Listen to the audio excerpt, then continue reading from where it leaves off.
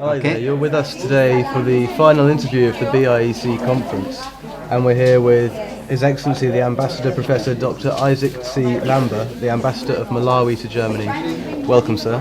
Thank you. If I was just to ask you the first question, what role, in your opinion, does cultural diplomacy have in overcoming development challenges that arise in multilateral trade negotiations? Yeah, it is a critical role actually that cultural diplomacy plays, because it is through cultural diplomacy that we come to understand each other. When we think of what strategies to employ, for example, in our development programs. Right. That's the linkage, important linkage, because if you do not understand the potential partner in terms of their culture, their orientation, their conception of economic development, for example, based on what they have considered crucial to survival, then you are going to miss it out. Okay. And that is why you need, when you want to establish, for example, trade partnerships with people, you need to understand their orientation regarding economic interaction. And then you move on to synergize on the basis of that understanding. So it's really, you come to the culture part of it, you know how people figure things out, Right. as mode of exchange, and where the dividing line can be. And all these things matter when you come to put together some agreements in international, economic relations and interaction. I see. Understand. So, in your opinion, what roles does cultural diplomacy have when it comes to international trade organizations? I mean, the World Bank, WTO, OECD, or even other organizations? And do you think they should include cultural diplomacy projects in their agenda, and why? Yes. In the first place, you have to define the expression cultural diplomacy, because we are not talking about what you would call a lopsided alliance of people based on language, marriage customs, economic exchanges, and so forth. You're talking of what binds people together to present themselves to another set of people, and through that one, through mutual respect and understanding, this group will know how to handle that group and be able to meet in the middle and say, yes, we have enriched our association out of this understanding. So we need to, the organizations such as WTO, we need to understand how we operate, the mode of production. It's nothing to do with Marxism. The mode of production in our countries may not be the same as the mode of production here in Europe, where farmers, for example, are subsidized in their expenses. Now, in our situation in Malawi, we achieved food security through a small subsidy of fertilizer, which we were criticized for by European countries, where the same subsidizing goes on. Now, it's a question of what this subsidy means in Europe as opposed to what it means in Africa. And that's a conflict zone. And the WTO access systems to markets, we need to know that WTO is a global organization which should cater for all countries, strong and weak, poor and rich, with the intention of enhancing poverty reduction, and therefore development for everybody.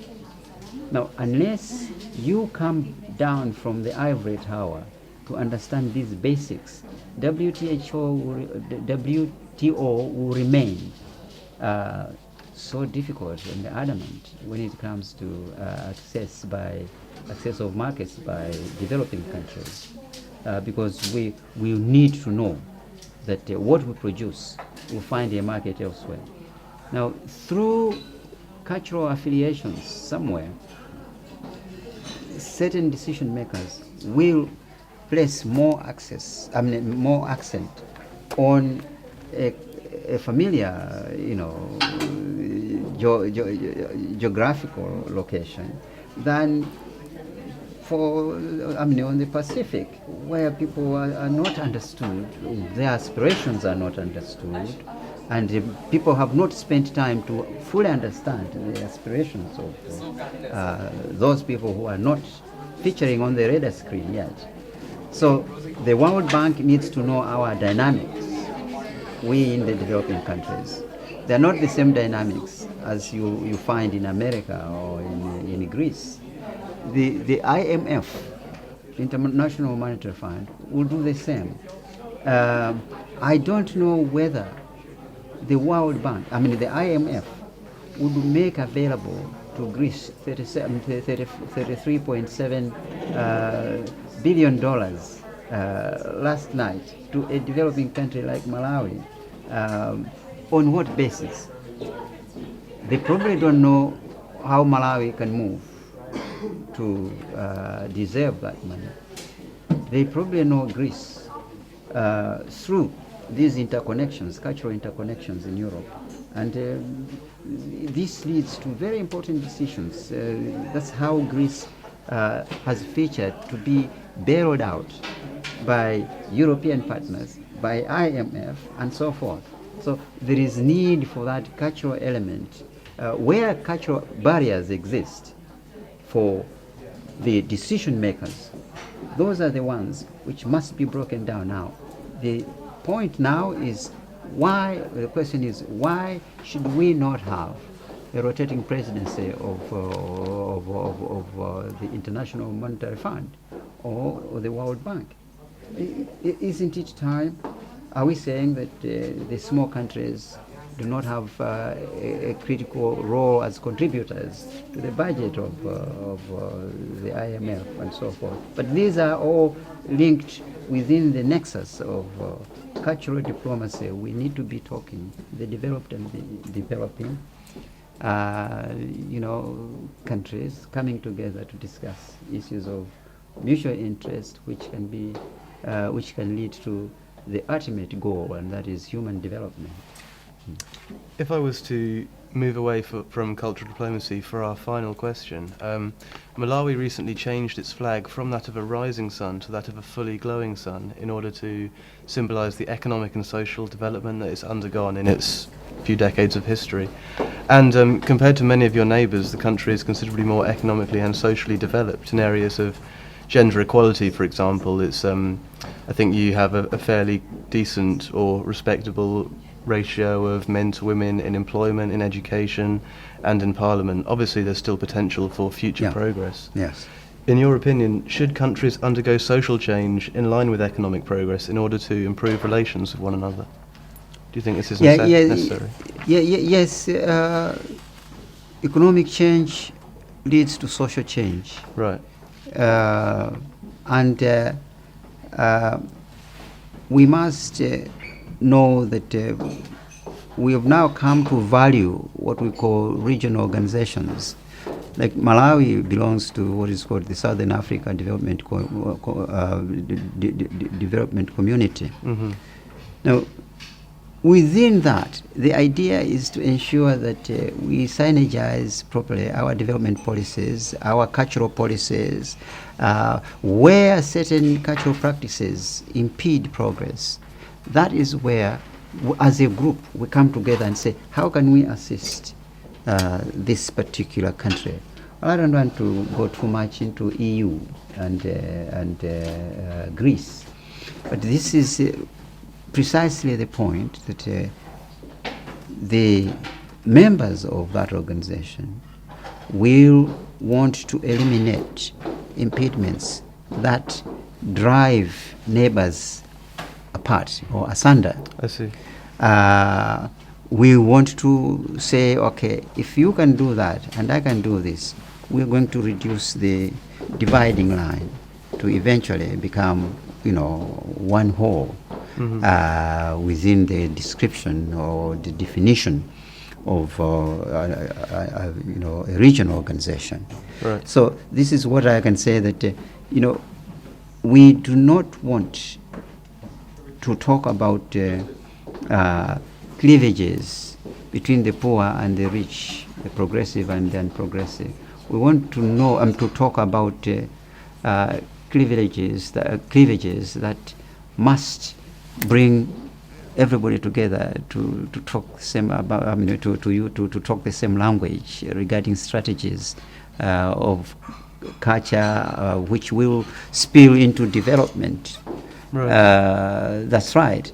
And you'll be surprised how this matter can be expanded to cover a whole area of activities, cultural activities that need to be addressed into economic development. I see. Oh yeah, cultural practices, farming methods based on culture, trading systems based on culture. How can they be improved? Is there any need to destroy this one completely, or can we just upgrade? There may be value in that as a legacy to cultural development and economic development. So we can, come together and destroy the barriers if we can understand each other and ensure that what is culture there must be respected within the context of development. Yeah. And I think on that sentiment, that's as good a place as any to end this and the entire BIEC conference. Thank you. Many thanks, Mr. Thank you very Ambassador. much. It's been a Thank pleasure. you very much. Thank you very much. Thank you very much indeed. Thank you. Thank you.